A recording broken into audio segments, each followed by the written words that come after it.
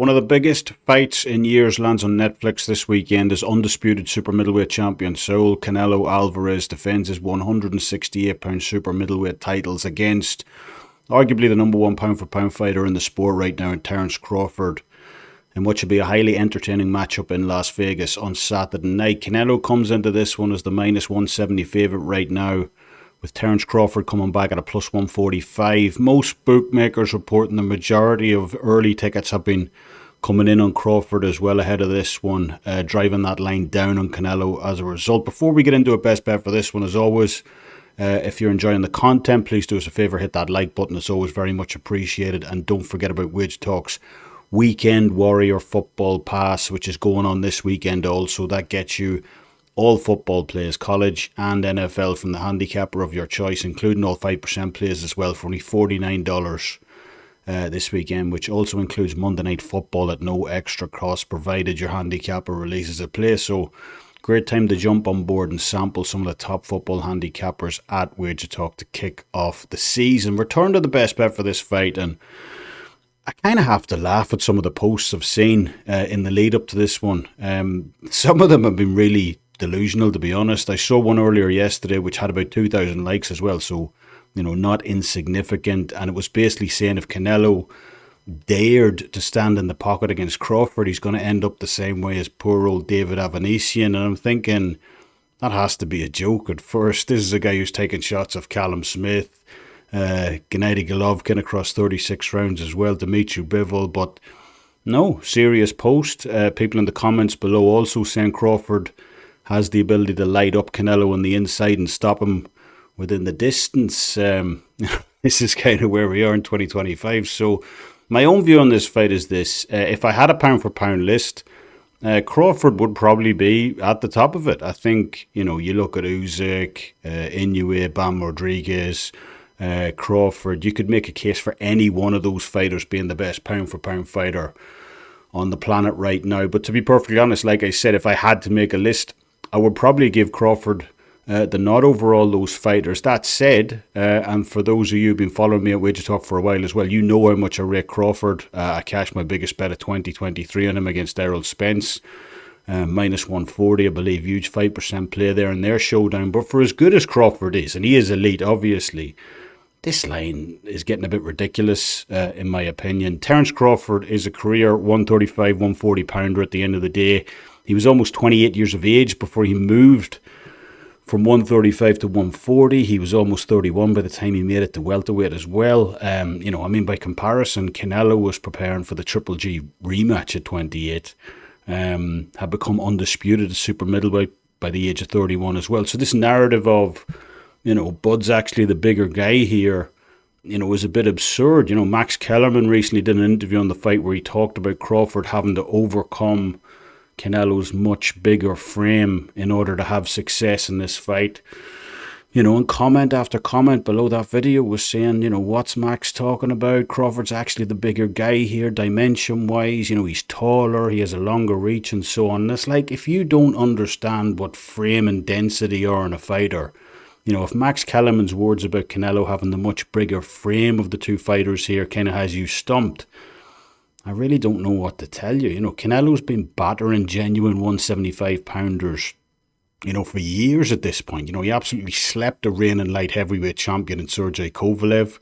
He did so much damage to Callum Smith's left bicep, who looked comfortable at 175 now, that his team thought it was a detached tendon before doctors actually corrected them and said it was from Canelo's blunt force trauma. So, that frame, that concussive power is only on one side of the aisle in this fight. Crawford has said as much about this as well previously. Prior to the Errol Spence fight, Crawford did an interview where he was asked where he believed his ceiling was in boxing, and he categorically stated on film that his absolute limit was 154 pounds. That was during the time Errol Spence was the one rumoured to be actually fighting Canelo. Crawford potentially moving up to face Jamel Charlo at 154, and Crawford dismissed the Canelo fight out of hand when asked about it for himself. He said Canelo was simply too big, too strong, and that there were weight classes in boxing for a reason. So what's changed in a few years? I would guess it's the millions of dollars that Turkey and Netflix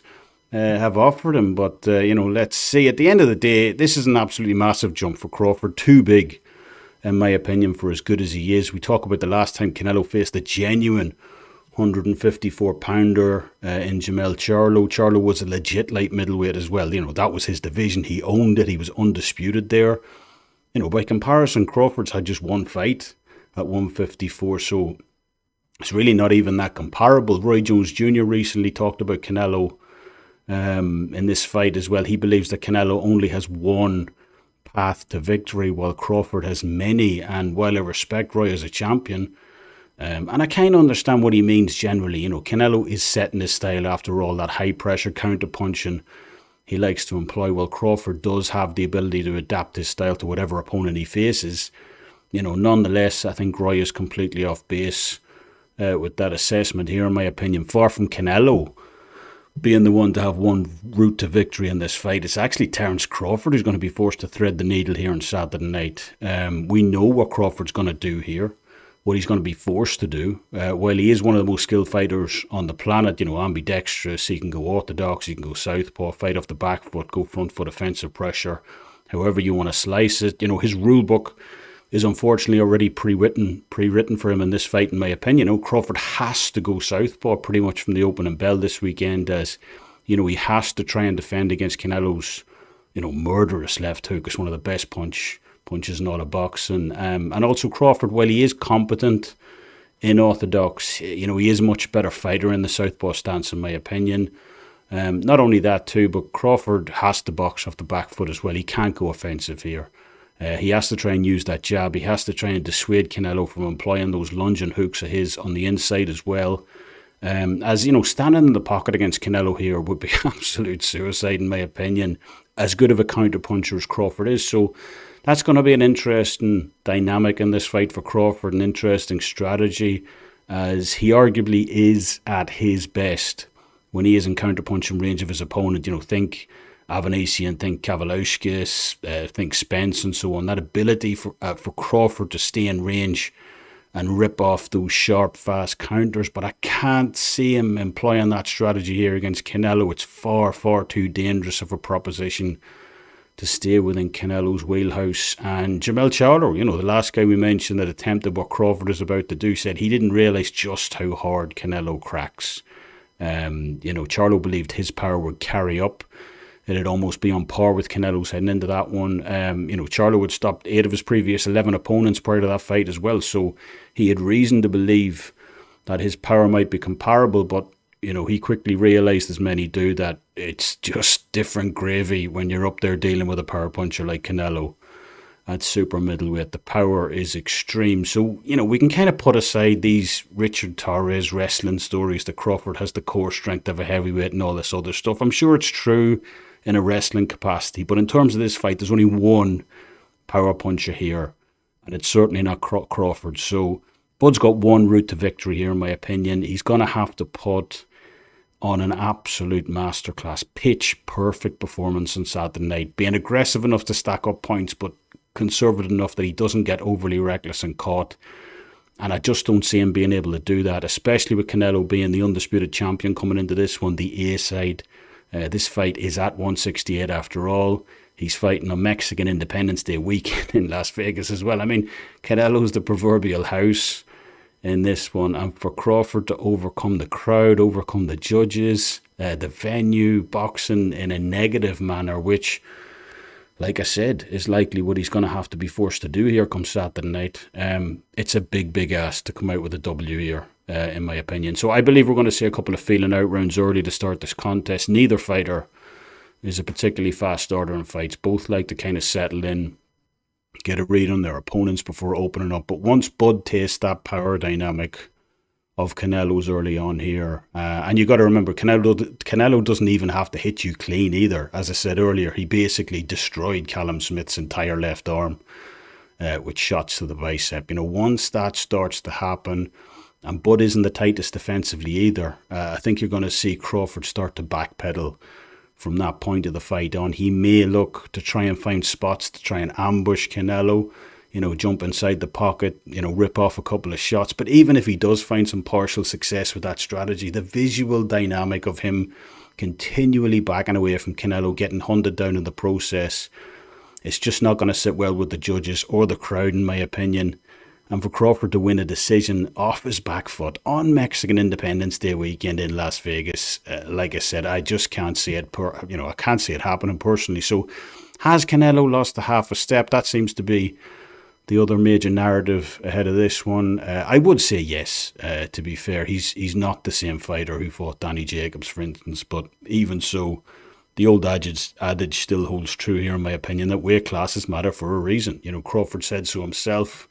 And I think Crawford's going to understand that come Saturday night when, he gets his first taste of a clean Canelo left hook. So Canelo for me on Saturday night. I can't believe this line actually continues to fall as well. I picked this line up at minus 185 on Canelo. Didn't think it would get much lower than that. I believe that was the floor. But, I see it floating at around minus 170 right now. But I do expect that line to be pounded come fight night by sharp bettors. If it's still sitting there, they're kind of waiting to see where the floor is at in this line. But Canelo for me, minus 170 right now. I think that's a great price to win outright against Terence Crawford in Las Vegas on Saturday night. That'll do it from me. Anyway, let me know what you guys think down in the comment section below. Can Terence Crawford potentially pull off the unthinkable on Saturday night? Or will Canelo's raw power prove too much for him? Let me know down below. And also, don't forget to leave your own thoughts and predictions down there also. As always, thank you for taking the time to watch the video. It's always appreciated. And until next time, Slán Abhaile. Best of luck on all your bets.